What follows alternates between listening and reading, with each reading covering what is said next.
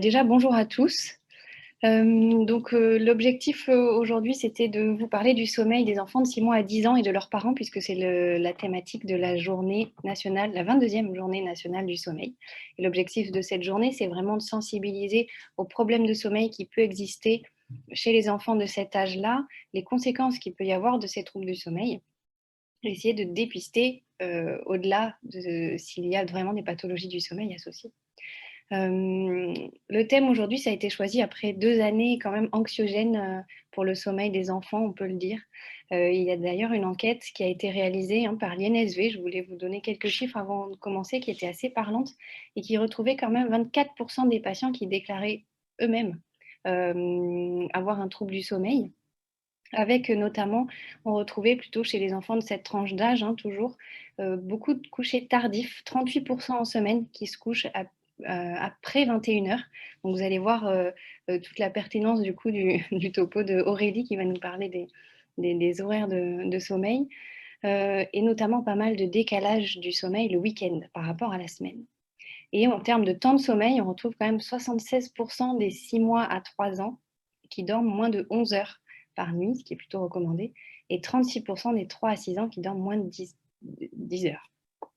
Et enfin, tout ce qui peut être les petits diables du sommeil, on va dire, notamment le temps d'écran, c'est quand même 87% des enfants qui ont accès à l'écran au cours de la journée. Donc, quelques chiffres voilà, un peu marquants autour du sommeil des enfants qui ont été enquêtés par l'INSV cette année. Donc, le manque de sommeil, ça a quand même des conséquences et il est important de s'en soucier. C'est pour ça qu'on voulait vous proposer ce zoom sur cette thématique. On va avoir 3 intervenants. Donc, on va commencer par Aurélie Cachin, qui est puéricultrice sur Bordeaux, spécialisée dans le sommeil pédiatrique depuis 2018, tu me diras si je me trompe, et qui va nous travailler des bons rythmes du sommeil de l'enfant de 6 mois à 3 ans. Puis Stéphane Debellex, qui est praticien hospitalier, pneumopédiatre, tu me diras également si jamais je me trompe, mais qui est spécialisé aussi dans le sommeil et qui travaille avec nous et qui nous parlera du sommeil lorsque l'on grandit de 3 ans à 10 ans. Et enfin, le docteur Madia Elafi, qui est pneumologue et allergologue, spécialiste dans les troubles du sommeil de l'enfant et de l'adulte, et en cabinet de ville à Albi, et qui nous parlera de quand penser à une pathologie du sommeil. Donc Aurélie, je te laisse commencer. Oui, bonjour à tous. Alors du coup, moi, je vais parler surtout de tout ce qui concerne le contexte environnemental, hygiéno-diététique et les rythmes de vie et de sommeil de l'enfant. Pourquoi de 6 mois et pas avant? Parce qu'on ne peut pas forcément parler de mise en place de rythme de vie et de sommeil de l'enfant avant déjà cette période-là. C'est plutôt vers 4 mois à peu près qu'on peut déjà commencer à mettre en place tout ce qui est rythme de vie, rythme de sommeil et se dire que ça va amener justement à une mise en place progressive de l'autonomisation du sommeil et d'avoir des nuits sans réveil nocturne ou en tout cas le moins possible et le plus physiologiquement parlant optimal, on va dire. Moi, je voulais plutôt partir de tout ce qu'on avait eu comme questionnement parce qu'on était intervenu mercredi auprès d'une bibliothèque, celle de Mériadec, pour justement essayer de voir un petit peu toutes les questions qui pouvaient être amenées par les parents. Alors, on a eu une majorité de parents qui étaient venus, qui concernaient les 2 ans à peu près. Donc, je vais d'abord un petit peu anticiper les questions qu'il pourrait y avoir sur les moins de 2 ans. Déjà, pour dédramatiser un petit peu la situation, on ne s'inquiète pas des mauvaises habitudes en place avant 3-4 mois.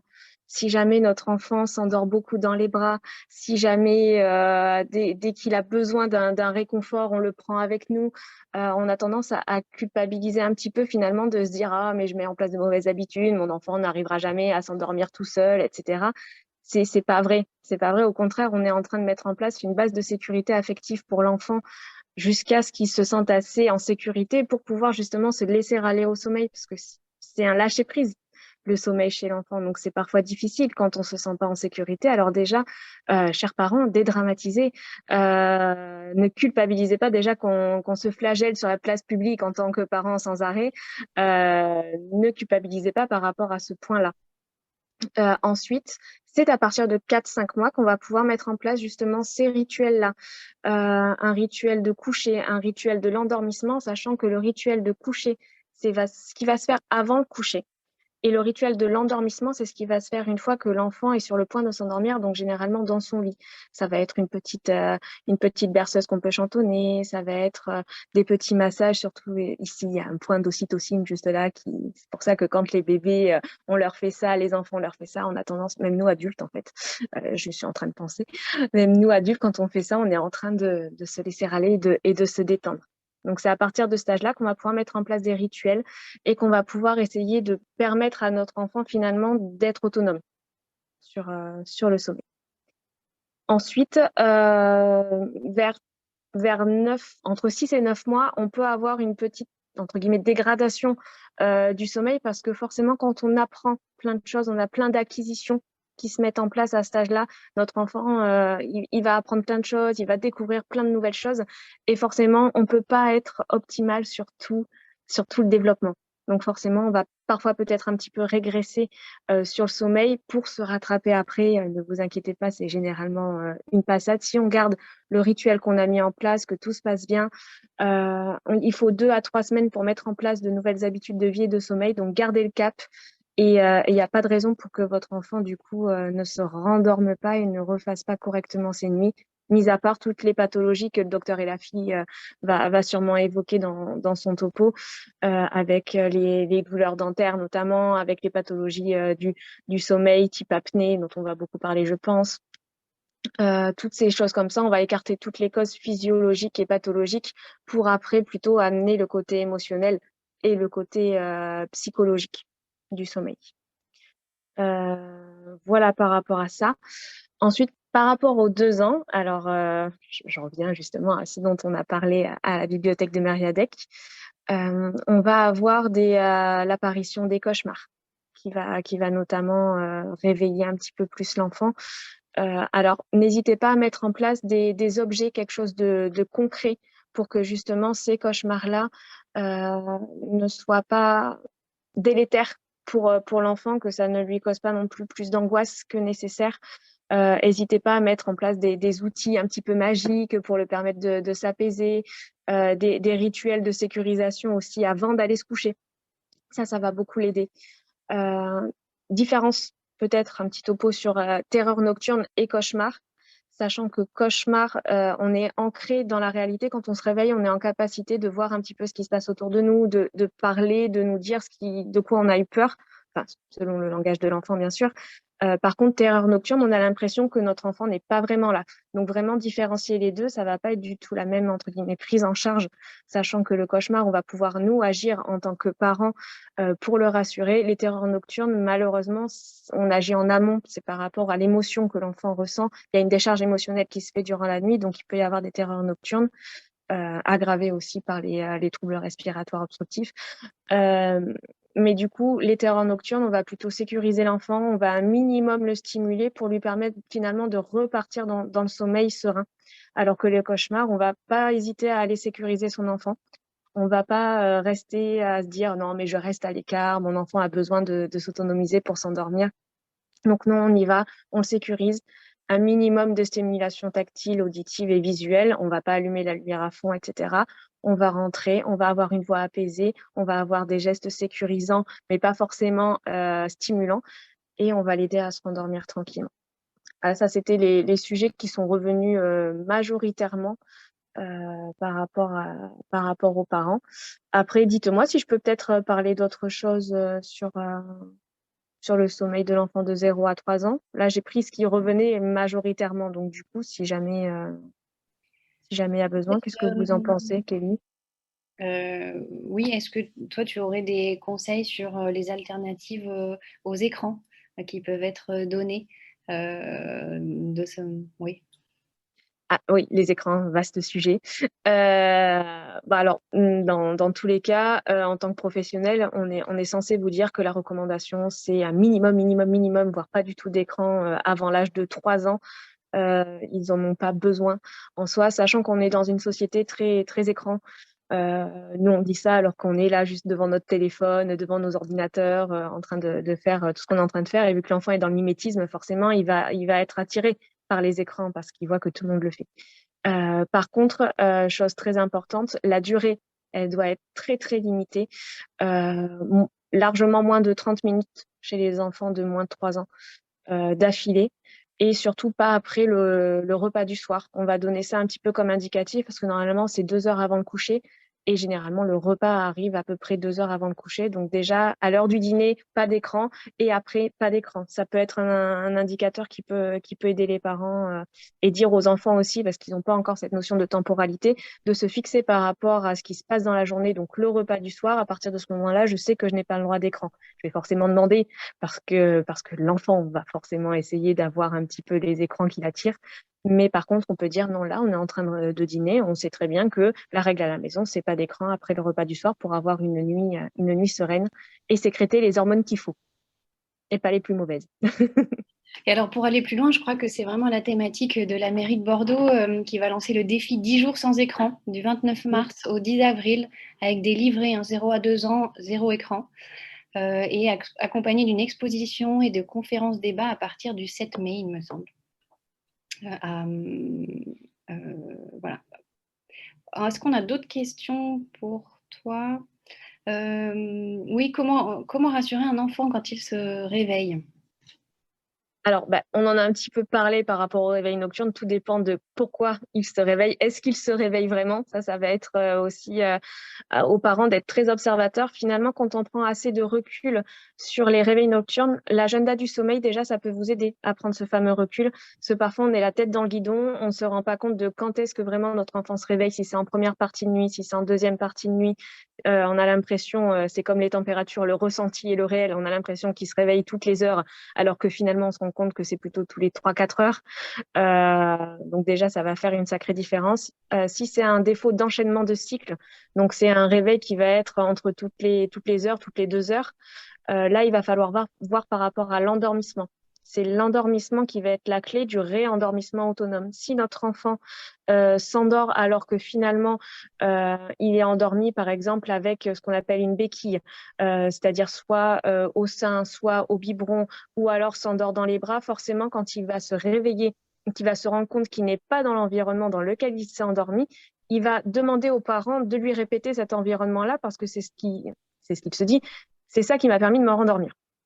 Donc, si le parent ne lui a pas donné cette autonomie d'endormissement au départ, il va falloir forcément le réendormir de la même manière dont on l'a endormi. Donc, si jamais il y a un conseil de base, c'est voyez votre endormissement en tant que parent. Le fait qu'il s'endorme de manière autonome va faire qu'il va se réendormir de manière autonome. Ensuite, par rapport au réveil nocturne, même s'il y a un endormissement qui sera autonome, tout dépend. Si vous sentez de toute façon quand votre enfant, j'appelle ça soit des pleurs ou des chouin-chouin. Voilà, la différencier les chouin-chouin de il y a quelque chose qui me dérange, j'essaye de me rendormir, mais là du coup on reste à la rigueur derrière la porte et on se dit je lui laisse l'opportunité de se rendormir, je lui laisse la possibilité d'être autonome et de ne pas intervenir de suite. Si jamais c'est des pleurs, des vrais pleurs, ça sert à rien d'attendre. La méthode de 5, 10, 15 pour les pleurs, ça sert pas à grand chose si c'est des pleurs d'angoisse. Au contraire, on va faire qu'accentuer la chose et le fait d'attendre encore plus va faire que l'enfant va être de plus en plus angoissé. Quand on est angoissé, on sécrète du cortisol, l'hormone du stress, et forcément, on ne va pas arriver à se rendormir de manière correcte. Donc, du coup, on n'hésite pas à rassurer son enfant et à y aller si c'est des pleurs d'angoisse, forcément. Bon, merci Aurélie. S'il y a d'autres questions, n'hésitez pas, vous pouvez les écrire, on y répondra à la fin. On garde 10 minutes, un quart d'heure de questions après les 3 présentations. Si toi, Aurélie, tu avais terminé, je vais passer la parole à Stéphane de Bellex. Stéphane, est-ce que oui, tu m'entends? c'est bon. Donc là, j'ai mis le micro normalement, et donc je vais peut-être utiliser un petit diaporama. Oui, avec plaisir. Ouais.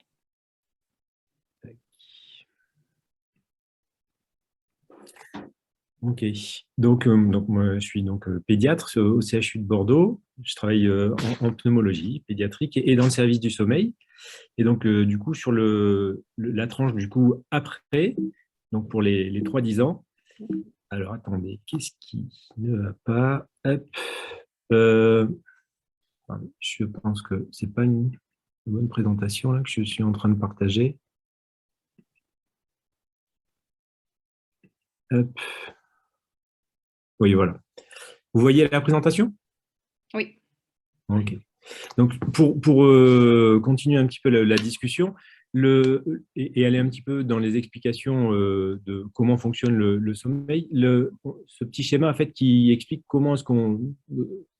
le sommeil résulte de quoi? Il résulte d'une pression de sommeil, c'est la composante homéostatique, c'est-à-dire plus on a accumulé une fatigue, bah, plus on a une pression de sommeil qui augmente. Et puis il y a l'autre chose du coup qu'il faut connaître également, c'est que donc on n'est pas des machines, on s'endort également lorsque notre horloge interne nous dit bah, c'est l'heure de dormir. Et ces deux facteurs en fait, qui jouent sur l'endormissement et sur le sommeil, du coup, sont cette horloge, en fait, la partie horloge interne va être resynchronisée grâce à l'alternance jour-nuit. Et le sommeil, en fait, tous les déterminants exogènes de vie familiale, alimentation, etc., jouent du coup sur le sommeil et la résultante de toutes ces composantes.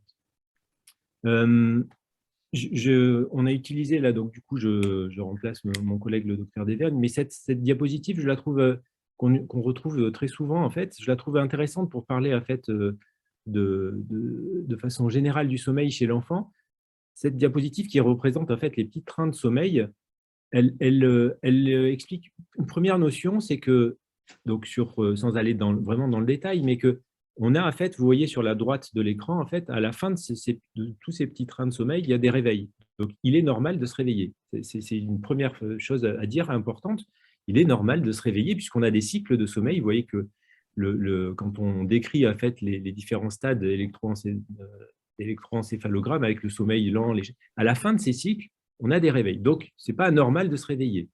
Par contre, et en effet, pour aller du coup dans le sens de ce qu'a dit Aurélie, lorsque on peut jouer sur l'endormissement de l'enfant, sur la façon de s'endormir, mais du coup, bah, la nuit, bah, on s'est séparé de son parent.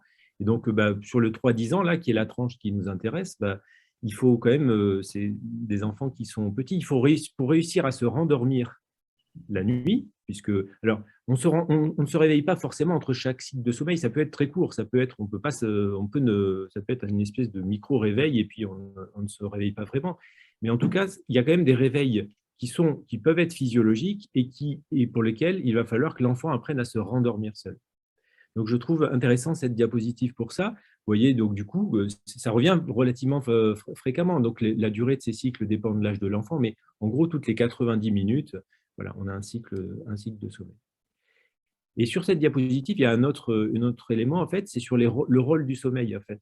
Vous voyez que bon, on a le sommeil, ce n'est pas une perte de temps, on grandit, en fait, pendant le sommeil, et notamment pendant le début de nuit où on a beaucoup de sommeil lent profond, et ben on fabrique, donc on a parlé de certaines hormones, mais donc l'hormone de croissance, par exemple, est très largement synthétisée sur le début de nuit, sur le sommeil lent profond. Donc, les enfants qui dorment bien grandissent bien. C'est une notion qu'on n'a pas forcément tous au départ avant de s'intéresser de façon un peu en profondeur au sommeil, mais voilà. Donc, et l'autre chose, c'est sur les apprentissages en général, sur la mémoire. Il y a beaucoup d'études qui ont été faites sur le sommeil des enfants et sur la mémorisation. Et ben, lorsqu'on dort bien, on retient beaucoup mieux les choses. C'est-à-dire que on va le répéter, je pense, au fur et à mesure, mais il y a une répercussion importante des troubles du sommeil sur les comportements la journée et sur la mémorisation et les apprentissages. Alors, l'autre chose, sur les temps de sommeil, il y a vraiment une grande variabilité interindividuelle. Vous voyez qu'on a des courts et des longs dormeurs. Au sein même d'une fratrie, on peut, enfin voilà, c'est pas familial, hein, au sein d'une même famille, on peut avoir des longs et des courts dormeurs. Ce qui est important, donc le rythme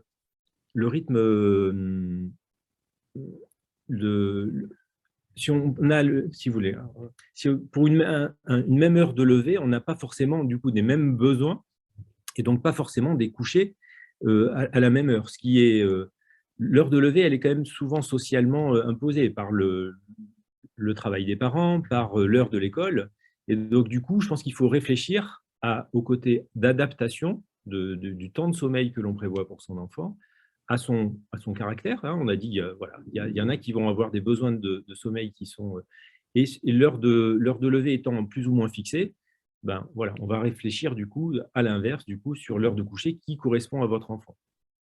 On a parlé là, c'est d'autant plus important que l'enfant est petit, mais le rituel fait d'endormissement est présent. Donc, l'enfant nécessite en effet une durée de sommeil suffisante et des rituels d'endormissement. Il est important, c'est une notion vraiment capillaire qu'on a déjà donnée, c'est-à-dire l'enfant doit réussir petit à petit à s'endormir seul. Et à 3 ans, en tout cas, là, sur la classe d'âge qui m'est impartie, clairement, à 3 ans, et même bien avant, il faut réussir à s'endormir sans la présence du parent. C'est ça que ça veut dire. Hein. Ça veut dire qu'on va au lit avec la présence du parent, on a un rituel d'endormissement, mais là, on n'est pas obligé d'attendre que l'enfant s'endorme. Il faut au contraire éviter ça, puisque là, comme je vous ai dit tout à l'heure, on a des réveils il va falloir autonomiser son enfant petit à petit. Et je crois qu'Aurélie a dit très justement les choses un peu avant sur la façon dont on gère qu'est-ce qui est de l'ordre du stress et auquel il faut répondre, et l'autonomisation progressive qui se fait chez un enfant. Une notion du coup importante, on a dit, on essaye de ne pas trop décaler. Alors, l'heure de coucher, l'heure de lever, c'est vrai qu'il faut récupérer. Hein, lorsqu'on a une dette de sommeil, il faut récupérer. Mais c'est vrai que, comme je vous disais, on n'est pas non plus des machines. Hein, on a une horloge biologique et donc, du coup, on voit bien, nous, que le décalage horaire n'est pas quelque chose qui nous correspond très bien. Et donc, le conseil qui est donné, alors, chez les enfants plus grands, on peut peut-être accorder un tout petit peu plus, mais en tout cas qu'une heure. Mais les adolescents, ils ont parfois besoin d'un peu plus. Là, il y a marqué 1 heure de ne pas se décaler plus qu'une heure. Chez les adolescents, ça peut être un tout petit peu plus, mais en tout cas pas plus de 2 heures. Et chez les petits, en effet, c'est vrai que c'est le côté régularité en fait, qui va permettre d'avoir prévisible et régulier, qui va permettre d'obtenir un sommeil de qualité. Ce qui a été montré, donc, qu'est-ce que ça implique de manquer de sommeil? Ben oui, donc comme je vous disais, on a un nombre d'études très très importants qui montrent que voilà, on a des troubles de l'attention, on a de moins bonnes performances cognitives, les enfants qui dorment pas bien, et notamment là, on voit en fait, nous, dans les syndromes d'apnée du sommeil des enfants qui ont c'est vraiment pas le même syndrome d'apnée du sommeil de l'adulte chez l'enfant obèse, c'est vraiment très souvent des enfants qui grossissent pas très bien et pour lesquels, quand on prend en charge les troubles du sommeil, en fait, on a une amélioration également sur le plan pondéral. Le sommeil également, dernière notion en fait, qui est mise sur la partie tout en bas de cette diapositive, c'est un baromètre très sensible de la souffrance psychique de l'enfant. Je crois que c'est le reflet en fait, de ce qui se passe aussi la journée, hein, le sommeil. Donc, ce n'est pas un élément à prendre de façon isolée, le sommeil. Il faut prendre en compte tout ce qui se passe la journée. Donc, on évalue sur le sommeil d'un enfant tout ce qui se passe la journée. Alors, attendez. Là, j'avais… Excusez-moi, je crois que j'ai vraiment la présentation qui est en plusieurs parties. Je ne comprends pas pourquoi. Ah oui, voilà. Là, voilà, excusez-moi. Et donc, du coup, là, c'est des chiffres sur le temps de sommeil. Donc, vous voyez que en bleu, vous avez les durées de sommeil, donc 10-13 heures chez l'enfant de 3 à 5 ans. Donc, ça, c'est le sommeil normal. Alors, comme il y a une variabilité interindividuelle qui peut être importante, vous voyez qu'on peut aller jusqu'à 14 heures de sommeil, 8-9 heures chez l'enfant de 3 à 5 ans. Ça fait quand même des grandes variations. Ce besoin, il est génétiquement déterminé. Ce n'est pas vraiment les habitudes de sommeil. Et vous voyez que le temps de sommeil diminue au fur et à mesure. Alors, quelles sont les notions, les repères, on va dire, qu'il faut garder sur la répartition de sommeil jour-nuit, le nombre de siestes et Alors, moi, donc, je vais vous parler des 3-10 ans. Donc, on est dans une situation où la sieste, en fait, les enfants font la sieste à l'école jusqu'en première année de maternelle. Donc, jusqu'à à peu près 4 ans, entre 3 et 4 ans, donc ils continuent à faire la sieste. On est forcément, du coup, sur une sieste, hein, du coup, puisque une sieste à partir de 18 mois, à peu près, en moyenne, bah, ce n'est pas normal à 3 ans d'avoir 2 siestes. Donc, une seule sieste et elle va disparaître. Donc, en France, en tout cas, avec les habitudes scolaires étant celles de garder une sieste en début d'après-midi, ben, du coup, les recommandations sont celles d'une sieste pas trop longue, en tout cas, hein, je pense que 2 heures, je pense que c'est bien de garder de se dire que c'est 2 heures de sieste, hein, en tout cas, voilà, au bout d'un moment. Et puis, pas trop tard dans l'après-midi. Voilà. Je pense que c'est intéressant d'avoir cette notion-là. Pas de sieste après 6 ans. En tout cas, la sieste, une sieste, un enfant qui ne faisait pas de sieste et qui se recommence à faire une sieste, ça, c'est un paramètre, en tout cas, qui n'est jamais normal. Voilà. Dernière chose dont je voulais vous parler, c'est le temps d'écran, l'impact des écrans. Alors, je trouve qu'il y a dans les écrans, donc il faut donner un petit peu les recommandations, donc dire en tout cas, là vous voyez les publications de mes collègues pédopsychiatres, le Dr Biolac et Dr Schroeder, qui montrent qu'il y a une corrélation entre la durée d'utilisation et l'heure d'utilisation des écrans et le développement global et les performances d'un enfant. Donc, je crois que les notions à donner, c'est donc éviter 2 heures avant le coucher. Donc, en gros, chez un enfant, en tout cas, on peut dire que c'est une recommandation qui reste très longtemps, pas après le repas du soir. Pourquoi est-ce qu'on donne? C'est important également parce que pour que les recommandations soient acceptées, je pense que c'est aussi important de dire. Alors, il y a plein d'explications, en fait, des explications physiologiques, physiopathologiques qui expliquent l'impact des écrans. Alors, une explication, c'est la lumière bleue et puis la mélatonine qui est du coup qui impacte sur la sécrétion de mélatonine, l'hormone du sommeil. Et donc, ces recommandations, elles ont une explication. Elles ne viennent pas de nulle part. Je terminerai du coup avec le chiffre là du coup qu'on a donné. Donc, chaque heure d'utilisation de la tablette est associée du coup à une diminution du temps de sommeil. Et donc, je crois que c'est un chiffre qui peut vous parler en fait pour pouvoir avoir cet objectif de contrôle, on va dire, et de rationalisation, on va dire, du temps d'écran pour les enfants de 3 à 10 ans. Voilà moi ce que je voulais vous dire. Je ne sais pas s'il y a des questions ou si vous voulez grouper des questions pour après. Merci beaucoup Stéphane, c'était super clair, merci. Je passe tout de suite la parole à Madia et il y a quelques questions, on les garde pour là, dans un quart d'heure, à la fin de la présentation de Madia, on fera toutes les questions en même temps. Ok, alors attendez, arrêtez le partage. Alors, merci beaucoup à tous pour l'invitation. Merci Aurélie et Stéphane pour vos excellents topos qui vont faire le lit de celui pour lequel j'ai été conviée. Voilà, je me mets en diaporama de suite. Voilà, excusez-moi, je suis un petit peu malade. Si jamais j'ai une petite quinte de toux, vous m'excuserez. Je suis à la maison.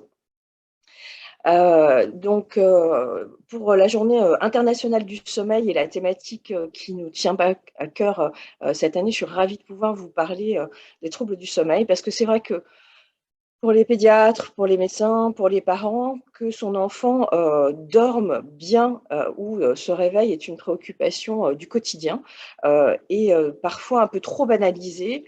Et moi, je fais partie de ces parents qui, avant d'être spécialistes du sommeil de l'enfant, aient beaucoup souffert de réponses pas toujours adéquates aux problématiques posées par le sommeil de mes enfants. Donc, je n'ai pas de conflit d'intérêt, j'ai des liens d'intérêt comme beaucoup de praticiens qui sommes invités à faire des conférences ou en congrès, mais sans conflit pour cette conférence. Les cycles de sommeil, Stéphane vient d'en parler, donc je ne vais pas revenir dessus. C'est vrai que ces éveils, quand l'enfant n'arrive pas à se rendormir, ça peut être un élément que vous allez pouvoir retenir, effectivement, que le tout petit va avoir des cycles de sommeil de 50 minutes qui vont s'allonger avec l'âge et arriver sur des cycles d'1 heure et demie et pouvoir comprendre pourquoi votre enfant il se réveille comme s'il avait une horloge dans la tête à 1h30, 5h du matin tous les jours, et vous ne savez pas pourquoi. Bah, souvent, c'est un peu sur la fin de cycle de sommeil, et effectivement, si c'est un réveil anormal, il va parfois avoir du mal à se rendormir. Ça peut être parce qu'on lui a donné de mauvaises habitudes, entre guillemets, parce que moi, c'est un peu ce qu'on m'a dit. En fait, les mauvaises habitudes, elles ne sont pas forcément que du fait des parents. On met en place des petits rituels, et ces rituels, les enfants peuvent en avoir besoin, notamment, je repense à l'endormissement au sein pour les tout petits. On n'est plus sur le 3-10 ans, mais sur l'endormissement au sein. Un enfant qui s'endort au sein, qui a allaité mes enfants, vous n'avez pas réveillé votre bébé, n'est-ce pas Aurélie, pour lui dire, bon, bah, maintenant que tu as bien tété, ah ben non, là, je te réveille parce qu'il faut que tu apprennes à t'endormir tout seul. Donc, c'est très compliqué quand même. Et puis, des fois, on est en mode survie. Hein, donc, son enfant se réveille, on est un peu, voilà, il faut aller travailler le lendemain et on n'a pas forcément toujours les bonnes réponses. Et la question qui est posée, c'est quand est-ce qu'il faut que je m'inquiète, en fait? Quand est-ce qu'il faut que je consulte? Quand est-ce qu'il faut que j'en parle à mon médecin? Donc, on sait qu'effectivement, ces besoins de sommeil vont être dépendants de l'âge. Hein. On a vu qu'un bébé, ça dormait très longtemps, mais on peut avoir génétiquement, comme tu disais, des petits dormeurs, des moyens, des longs dormeurs. Donc, moi, mon enfant qui dort beaucoup, est-ce que je dois m'inquiéter? Ou mon enfant qui dort pas beaucoup, est-ce que je dois m'inquiéter? Est-ce que c'est normal qu'il continue à faire des siestes? C'est, comme tu disais, Stéphane, effectivement, la rupture et puis le côté un peu pathologique. C'est-à-dire que si la famille en souffre, si on en souffre, c'est qu'on est, on est légitime à poser des questions et essayer de voir qu'est-ce qui est de l'ordre du normal et de l'âge et qui fait que bah, ça va rentrer dans l'ordre.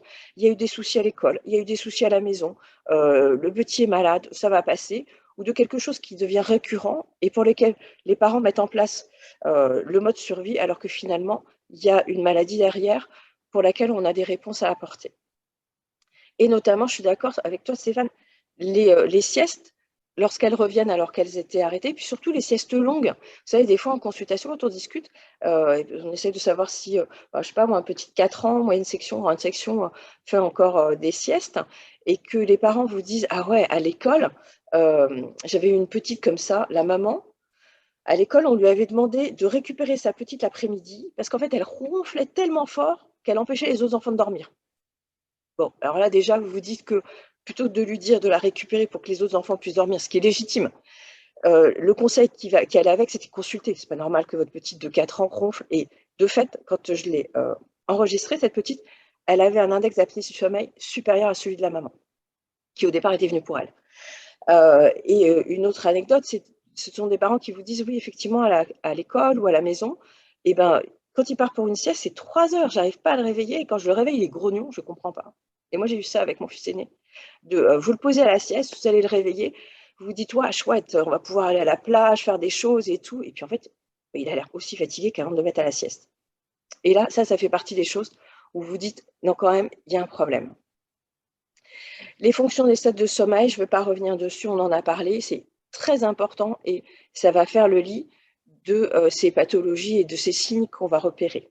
Alors, est-ce que c'est fréquent? Oui, c'est extrêmement fréquent. Ça peut aller jusqu'à 30 à 50% des enfants qui vont avoir une plainte de sommeil à un moment. Pas forcément une maladie, hein, mais une plainte de sommeil, et c'est une plainte fréquente en consultation pédiatrique.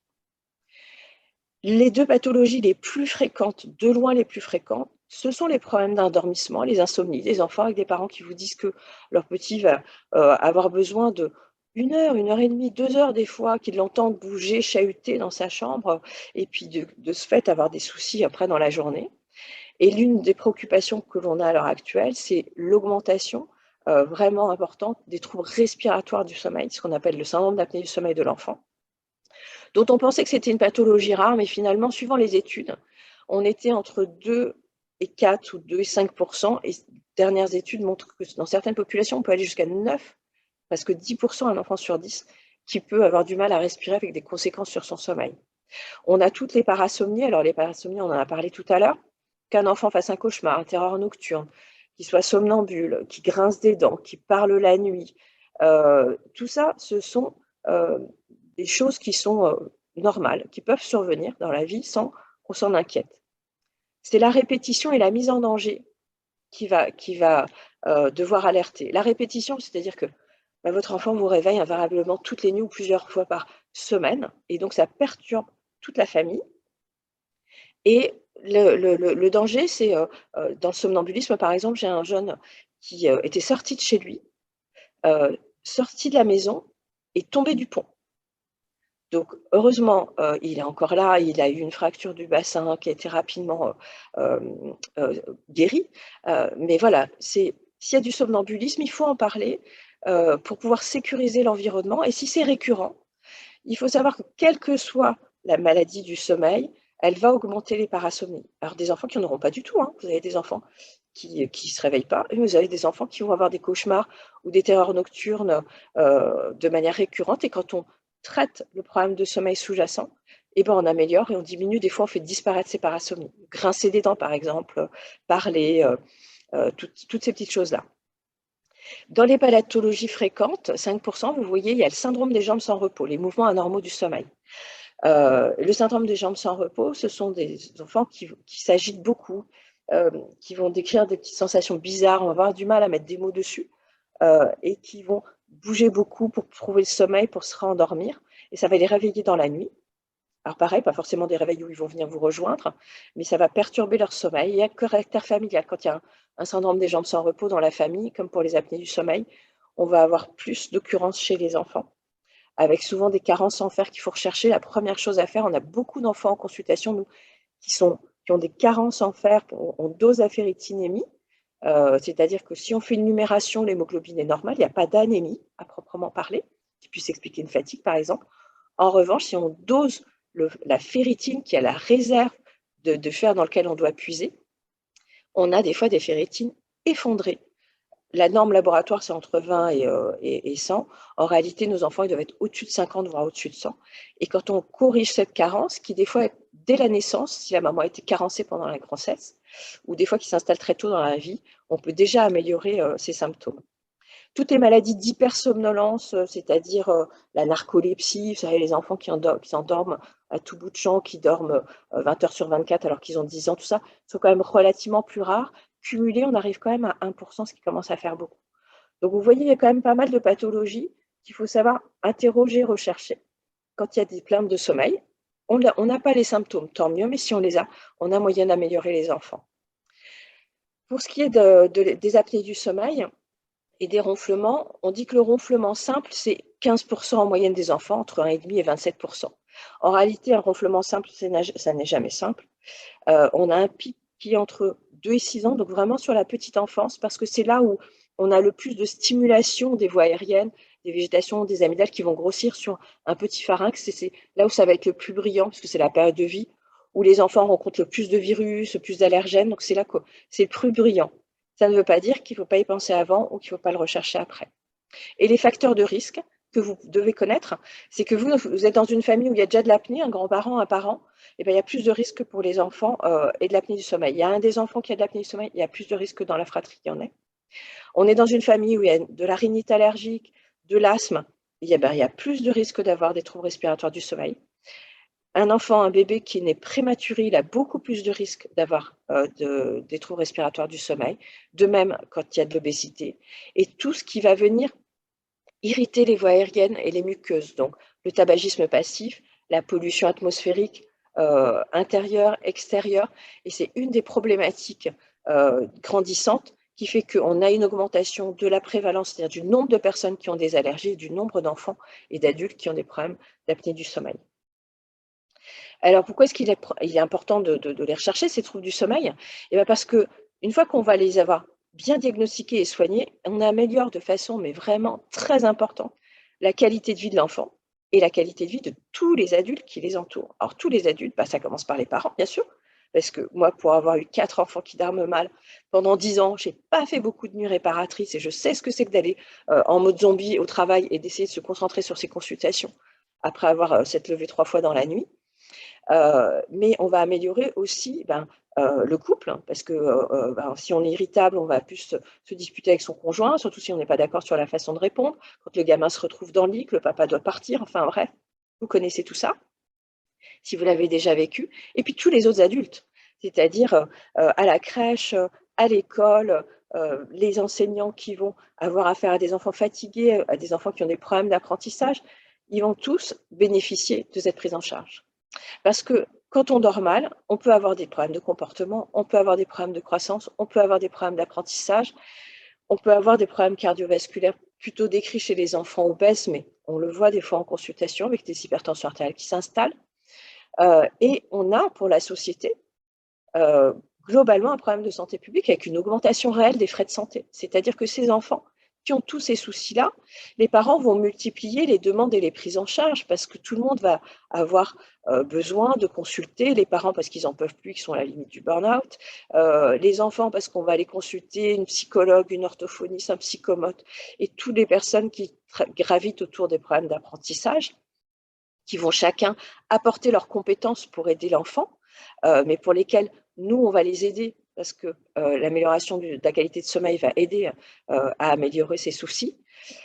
Et on sait que ce qu'on supposait depuis longtemps, c'est-à-dire qu'un enfant qui grandit avec de l'apnée du sommeil non traitée fera probablement un adulte avec des apnées du sommeil et tous les problèmes que ça comporte. Alors, quels sont les symptômes sur lesquels il faut se pencher?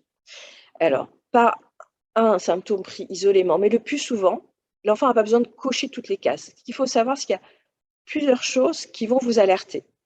Si votre enfant ne ronfle pas, il peut avoir quand même des problèmes de sommeil. Il peut avoir une respiration forte, il peut transpirer, avoir un sommeil agité. Alors le sommeil agité, ça peut être un syndrome des jambes sans repos avec des difficultés d'éveil le matin. Des sueurs nocturnes, le ronflement, ça va plus attirer sur le syndrome d'apnée du sommeil. Mais votre enfant peut avoir des difficultés à s'endormir et on sait qu'on peut avoir des associations, c'est-à-dire qu'on peut avoir des enfants qui ont des problèmes d'endormissement parce que leur sommeil est de mauvaise qualité et donc des apnées ou un syndrome des jambes sans repos.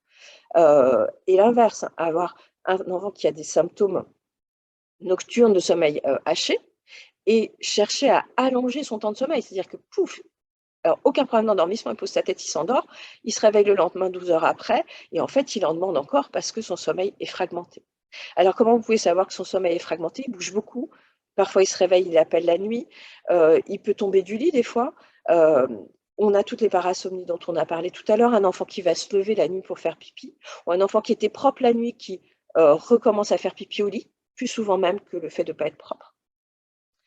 Le fait d'avoir soif, d'avoir besoin de boire la nuit, d'avoir la bouche sèche, de baver sur son oreiller, ça veut dire que la bouche est ouverte. Donc un enfant qui respire bouche ouverte la nuit, notamment si la tête est en arrière, alors ça, c'est pas normal du tout. Il faut vraiment consulter. Et puis des fois, des réveils précoces. On a des enfants, les parents vous disent, bah, à 6 heures du matin, il est le premier à être levé, il n'y a pas de problème de sommeil.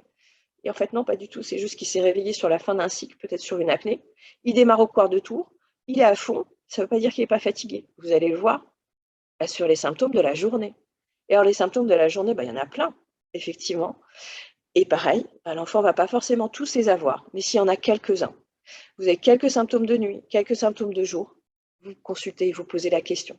Donc, il est fatigué le matin ou il démarre au quart de tour, il est pâle, il a les yeux cernés, parfois mal à la tête, de mauvaise humeur. C'est pas possible, il a dormi toute la nuit et déjà, pas à prendre avec des pincettes. Hyper actif. À l'école, on me dit qu'il a du mal à se concentrer, ou moi, quand je veux le faire travailler pour les devoirs, j'arrive à en rien tirer. Alors on se dit, bon, c'est l'école, c'est parce qu'il est fatigué. En fait, c'est parce qu'il a effectivement tout donné à l'école, et comme il était déjà fatigué, vous, le soir, vous n'en tirez rien du tout. Il peut être agressif. Votre gamin, on vous dit à l'école qu'il a mordu son petit camarade. Regardez comment il tord, parce que des fois, ça va vous aider à résoudre le problème. Ça peut être autre chose, de voir un psychologue parce qu'il y a des soucis à la maison ou à l'école, mais des fois, ça peut être des enfants qui sont perturbés par leur sommeil haché. Mais ça peut être aussi des enfants extrêmement timides et très introvertis. D'accord? Donc, ce n'est pas parce qu'il est que votre enfant n'est pas hyperactif que son sommeil est de bonne qualité. S'il y a d'autres symptômes, il faut y penser. Des enfants qui n'ont pas faim le matin, qui toussent, qui sont tristes. Et notamment, il faut regarder la courbe de croissance. Parce qu'on a des enfants qui vont avoir des ralentissements, voire même des cassures de courbe de croissance. Voire, on a vu des enfants avoir des hormones de croissance pour un retard de croissance et un syndrome d'apnée très sévère. J'ai déjà vu en consultation. Et puis, j'ai déjà eu des enfants qui sont venus en consultation uniquement parce qu'au départ, il y avait des malaises à l'emporte-pièce. Alors, c'est souvent plus grand, préado, collège. On peut le voir aussi chez les plus petits, des enfants qui ont des malaises et puis ils ont fait tout le tour, neurologue, cardio, tout ça. Et en fait, quand on interroge, on retrouve des syndromes d'apnée ou d'autres troubles du sommeil. Alors, il y a des solutions. Heureusement, il y a des solutions et on prône, on a créé cette association IDEAS pour prôner une prise en charge multidisciplinaire. Il y a des possibilités, il y a des conseils, comme ce que donne Aurélie en consultation. Il y a des possibilités de traitements médicaux très rapide, hein. Une rhinite allergique, un nez bouché, ben, on va mettre un traitement médical de l'allergie. Le manque de fer, on l'a dit tout à l'heure, on a d'autres médicaments. De la chirurgie, si ce sont des grosses amygdales, des grosses végétations. Réapprendre à respirer bouche fermée. Avoir de l'orthodontie, une machine éventuellement si les apnées sont très sévères. Sur des insomnies, des conseils effectivement de rituels de sommeil et puis de revoir un petit peu la qualité du sommeil et l'environnement. Des fois, ça peut être du bruit, des fois, ça peut être de dormir dans des chambres séparées. Enfin, il y a plein de choses qui peuvent être faites. Ce qui est important, c'est que les professionnels de santé qui vous répondent soient formés et connaissent bien ces pathologies. Alors, en conclusion, quelques messages, vraiment pour marquer les esprits. Un enfant qui ronfle, c'est pas normal. Un enfant fatigué, ça n'est pas normal. Quand on a des problèmes d'apprentissage, on recherche un trouble du sommeil. On sait dans toutes les études que apnée du sommeil, ça donne des problèmes d'apprentissage. Syndrome des jambes sans repos, ça donne des troubles d'apprentissage. On l'a vu avec Stéphane tout à l'heure, ne pas dormir assez, avoir des problèmes d'insomnie ou d'aide de sommeil, ça donne des problèmes d'apprentissage. Idem pour les problèmes de comportement. Et on s'attache à ce que notre enfant dorme sereinement, avec des bons horaires de sommeil, une bouche fermée, sommeil calme et réparateur. Donc, pour aller un petit peu plus loin, je vous invite à aller sur le site d'Alliance Apnée du Sommeil, une brochure, des témoignages de patients, le livre Sommeil de marmotte qu'on a fait avec Julie Eugène pour expliquer les apnées, et l'application qui est téléchargeable sur Apple Store et Google Play, qui permet aussi de comprendre et puis de faire plein de petits jeux. Nous avons ce réseau et cette association où vous, en tant que parent, vous pouvez accéder à des renseignements et les professionnels de santé de la petite enfance également. Nous avons pour les professionnels de santé mis en place avec Kelly et nos autres consoeurs des ateliers du sommeil pour des formations sur le sommeil de l'enfant et de l'adolescent et toutes ces pathologies. Et si vous voulez aller un petit peu plus loin sur l'apnée du sommeil, vous pouvez revoir la webconférence qu'on a fait avec Alliance Apnée du Sommeil hier soir sur YouTube. Et je suis à votre disposition pour répondre aux questions si on a encore un peu de temps, si je n'ai pas été trop longue. Merci Madia. Oui, on a du temps pour les questions. Merci pour cette présentation super claire.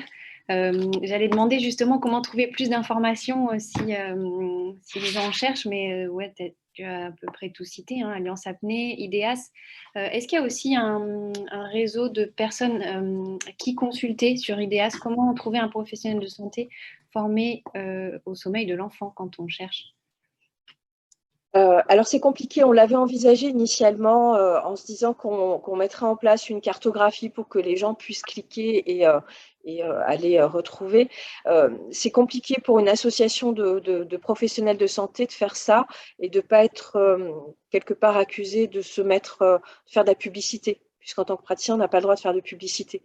Donc en fait, c'est plutôt Alliance Apnée du Sommeil qui est une association de patients qui peut répondre à ce type de questions, donner l'information lorsqu'ils l'ont. Et ensuite, c'est souvent le bouche à oreille autour de chez vous, parce que ce n'est pas toujours évident. On ne connaît pas bien le maillage sur le territoire. Nous, on a effectivement des adhérents au réseau dont on peut dire qu'on les connaît ou pas, et parfois, par le biais d'Alliance, répondre. Mais surtout, vous, en tant que parent, moi, je l'ai vécu, hein. On va voir son médecin, il nous rassure. Et puis, à un moment, il y a un praticien où il y a quelqu'un qui vous dit, mais moi, je connais quelqu'un qui… Et de pouvoir aller consulter près de chez vous, c'est un pédiatre, c'est un neurologue, c'est un ORL, c'est un pneumo, c'est un pédiatre hospitalier libéral, c'est quelqu'un qui est formé. Et des fois, c'est l'orthophoniste ou je donne des exemples, hein, j'en oublie sûrement, le psychomote ou le kiné, qui va dire aux parents, ah mais je connais tel praticien près de chez vous ou un petit peu plus loin qui connaît bien les problèmes de sommeil et va pouvoir vous renseigner. Et après, on peut peut-être aussi parler de la SFRMS qui recense les centres du sommeil adultes et enfants avec une labellisation, une accréditation qui permet aussi de voir les centres qui prennent en charge les enfants. Même si alors, c'est vrai que je ne les ai pas cités parce que malheureusement, la SFRMS recense les centres de sommeil labellisés et c'est souvent assez hospitalo-centré. Et tu vois, moi, une pratique comme la mienne qui est très libérale n'est pas répertoriée, par exemple. Et donc, il y a pas mal de praticiens qui sont compétents et qui ont des prises en charge adaptées et qui ne sont pas répertoriés.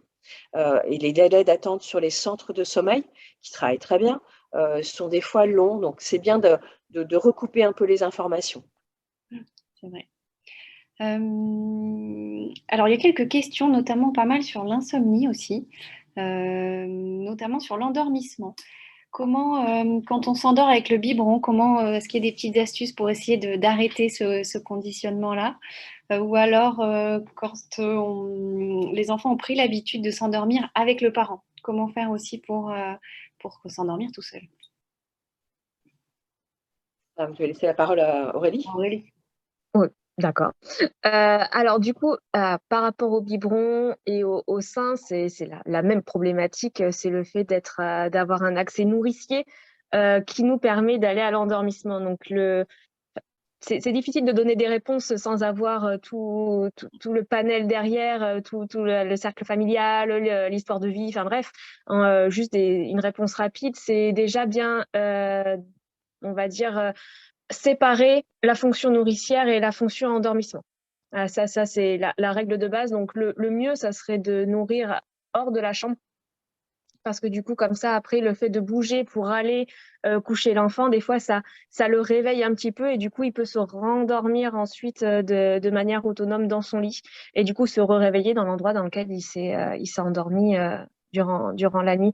Ça va être quelque chose d'important, mais comme disait Madia, on va pas le réveiller une fois qu'il s'est endormi au sein pour le reposer. On va dire que, ben mince, hein, la prochaine fois, on essaiera de le stimuler un petit peu là sous le menton et tout ça pour le réveiller. En tout cas, qu'il ne s'endorme pas au sein. Mais si jamais ça arrive une fois de temps en temps, c'est pas grave non plus. Oui. Et donc, du coup, on peut quand même dire que c'est vrai que c'est important de dire on dissocie, c'est-à-dire que ça aide pas l'endormissement. Au contraire, c'est un signal d'éveil, l'alimentation. Donc, on va essayer de réduire cette partie-là quand on a une insomnie. Ah oui. Et justement, est-ce qu'il y a un délai à partir de quand on peut dire que le délai d'endormissement est trop long? Je vais répondre, à partir de, je vais dire 20, normalement la latence d'endormissement chez l'enfant c'est 20-24 minutes en moyenne standardisée. Si l'enfant met plus d'une demi-heure et que c'est récurrent et que ça pose problème sur le fonctionnement de la famille et de l'enfant au quotidien. Je ne sais pas ce que tu dirais toi Stéphane. Oui, mais j'allais dire exactement ça en fait, le chiffre, donc 30 minutes. Je pense qu'on peut retenir 30 minutes parce qu'on a vu en effet, j'ai vu cette question-là, 30 minutes.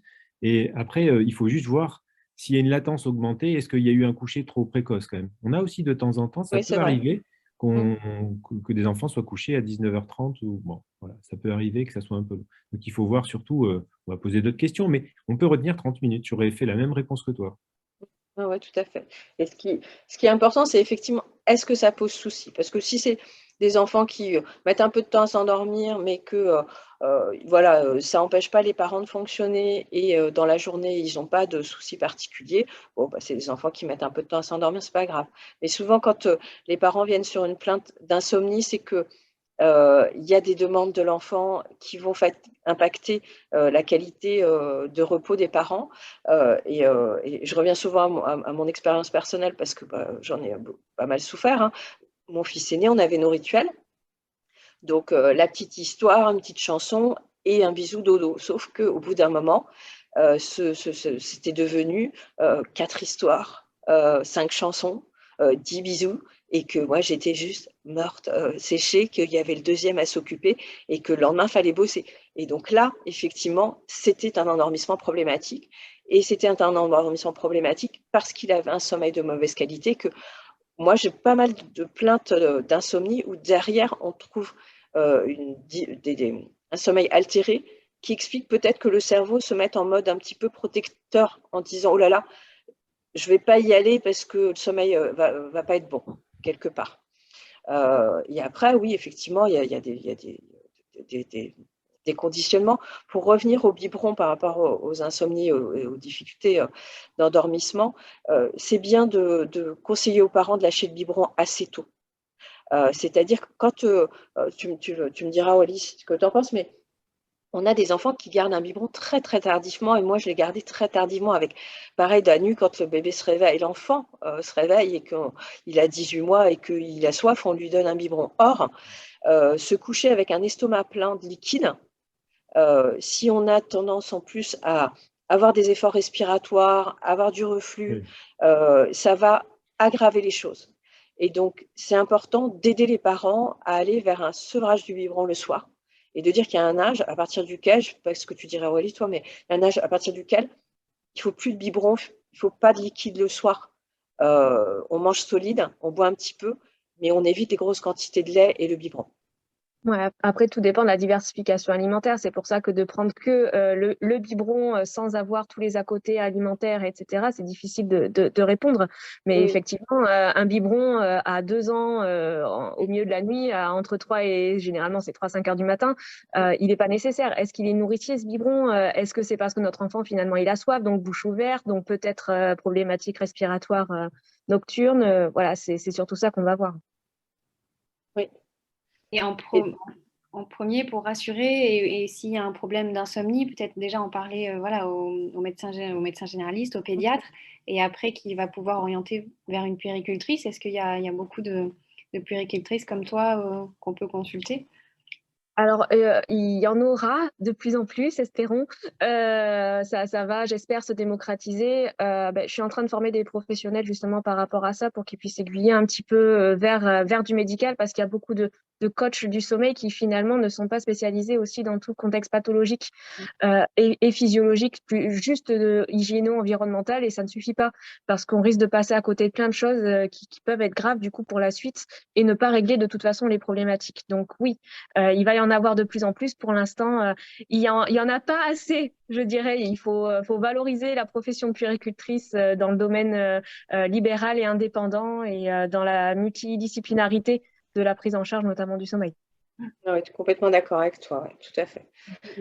On a besoin de personnes bien formées pour conseiller, et puis notamment dans les maternités, hein, dans la préparation à l'accouchement, dans le suivi de couche. Je pense que, je ne sais pas comment c'est maintenant, parce que voilà, ma petite dernière, elle a 12 ans, donc j'espère que les choses ont bougé, mais c'est des tas d'informations et de questionnements que j'ai pu avoir moi, pour lesquels je n'ai pas eu de réponse quand les enfants étaient petits.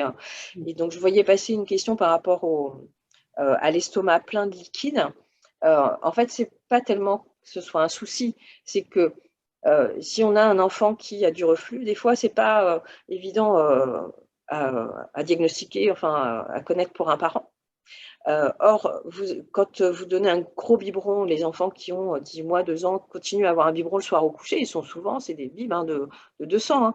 Et là, effectivement, votre estomac plein de liquide, si l'enfant a tendance à refluer, ça va aggraver le reflux. Qui dit va aggraver le reflux, dit que ça va aggraver l'inflammation au niveau des voies aériennes si elles existent déjà, dit que ça va augmenter les difficultés à respirer, et on est sur un cercle vicieux avec des grosses amygdales, des grosses végétations, qui fait qu'on a du mal à respirer, donc on va faire plus d'efforts pour respirer, et donc on va plus s'appuyer sur son estomac et on va aggraver le reflux, et après de la fait de la poule, mais au bout d'un moment, vous faites qu'aggraver les choses. Or, vous ne le savez pas si on ne vous l'a pas expliqué. Donc, clairement, comme tu dis Aurélie, à partir du moment où il y a une diversification, que votre enfant mange solide, le biberon du soir n'a plus lieu d'être. Votre enfant va boire à la tasse, d'autant plus que ce biberon, il va continuer et le biberon du matin aussi, hein, il va continuer à favoriser une respiration avec une déglutition primaire avec une langue en avant. Or, à partir du moment où l'enfant rentre dans une alimentation solide, il est important qu'il apprenne à bien placer sa langue de façon à avaler comme un adulte. Or, quand on laisse le biberon, alors moi c'est pareil, hein, c'est des chances des petits, moi, mais ils ont eu le bib jusqu'à tant qu'ils l'ont réclamé. Donc, je n'ose même pas vous dire à quel âge je les ai sevrés du biberon. Donc voilà, ça fait partie des conseils que je donne maintenant. On peut donner comme date, du coup, les apports de lait, c'est 500 ml jusqu'à 1 an. Donc après, ça diminue largement. Donc entre 12 et 18 mois, on passe. La diversification est vraiment effective et de façon suffisamment nourricière pour qu'un repas se fasse. Donc, entre 12 et 18 mois, on essaye d'enlever. L'idéal, c'est de se dire qu'à 18 mois, on arrête le repas le biberon du soir. Voilà. Et les gens demandent qui est-ce qu'on consulte. Moi, je pense qu'avant 2 ans, c'est pas mal de voir un pédiatre ou une puéricultrice formée sommeil, ça c'est sûr. Mais tout le monde a comme. Et après, l'ORL aussi, c'est que je pense que c'est à partir de 2 ans et demi, 3 ans, c'est un médecin également. Si on est, tout dépend du type de suspicion qu'on a, du type de trouble si on a une suspicion de syndrome d'apnée du sommeil, il faut quand même aller voir un ORL, je pense. Mais voilà, un pédiatre également peut, au départ, en tout cas, il y a quand même pas mal de problématiques pédiatriques jusqu'à l'âge de 2 ans et demi, quoi. Voilà. Pneumologue et allergologue aussi, ça revient pas mal, hein, Alors, dans les juste quand même allergies respiratoires. sur l'allergologie, je pense que donc moi, c'est un sujet aussi sur lequel je travaille beaucoup, parce que je prends en charge beaucoup d'asthmatiques. La rhinite allergique, c'est quand même souvent un petit peu après, mais donc moi, je dirais, en fait, c'est la rhinite elle-même. Il faut vraiment libérer le nez, donc le lavage de nez, les systèmes d'apprentissage du mouchage au départ. Donc, juste ça, jusqu'à l'âge de 3 ans, pas forcément du coup l'allergologue, mais après, tout va dépendre. Si votre enfant est couvert d'eczéma, qu'il y a une famille d'allergiques, oui, il faut aller rapidement voir un pneumo-allergo, voilà, ça c'est sûr. Mais, Après, ce qui est important de battre en brèche, c'est des idées reçues telles que j'entends encore, de dire on ne fait pas de test avant l'âge de 6 ans, tu vois. Ça, c'est des ah oui, choses on ne sait pas d'où ça sort. Alors qu'en oui, fait, effectivement, on peut faire des tests à tout âge. voilà. Il y a des petits qui, effectivement, avant même l'âge d'1 an, ont déjà des problématiques importantes Ce qu'on dit normalement, d'allergie aux c'est que ça doit protéines être de lait de vache. systématique à partir de l'âge. Non, les tests allergiques doivent être systématiques dans l'asthme, en tout cas à partir de l'âge de 3 ans. Donc, et avant, si l'asthme n'est pas contrôlé. Et Alors, avant, à la demande, je suis d'accord avec toi, Stéphane, parce que il y a des idées reçues qui disent ah ben non, on n'en voit pas chez l'allergologue. Moi, j'entends encore avant 6 ans. L'ORL, c'est pareil, il y a des enfants qui peuvent être opérés des végétations avant l'âge d'1 an. Le premier interlocuteur reste le pédiatre et les puéricultrices, dont on espère qu'on va en avoir de plus en plus. Et effectivement, les sages-femmes sur l'encadrement autour de la grossesse. Ce qui est super important, c'est qu'effectivement, si on a le sentiment que la personne à qui on a parlé de ses problèmes de sommeil a pu nous aider, c'est bien. Si on a, en tant que parent, l'impression qu'il reste des questions en suspens, c'est bien de continuer à chercher. Voilà, parce que tout va dépendre du souci, en fait. On ne va pas consulter un ORS, c'est un problème de sommeil, par exemple. Ok. Bon, merci à tous. Il reste quelques questions, mais on est arrivé au bout de cette conférence. N'hésitez pas à aller sur les sites Alliance Apnée, IDEAS, l'INSV, la SFRMS, le réseau Morphée aussi, où il y a de l'information sur le sommeil à tout âge. Et puis ensuite à consulter si vous aviez des signes d'alerte. Merci Aurélie, merci Stéphane et Madia. On arrête cette session pour aujourd'hui, puis j'espère qu'on Merci pour l'invitation et les échanges. Et bien, très bonne journée à tous. Merci, bonne journée. Merci. Bonne journée. Au revoir. Bonne journée.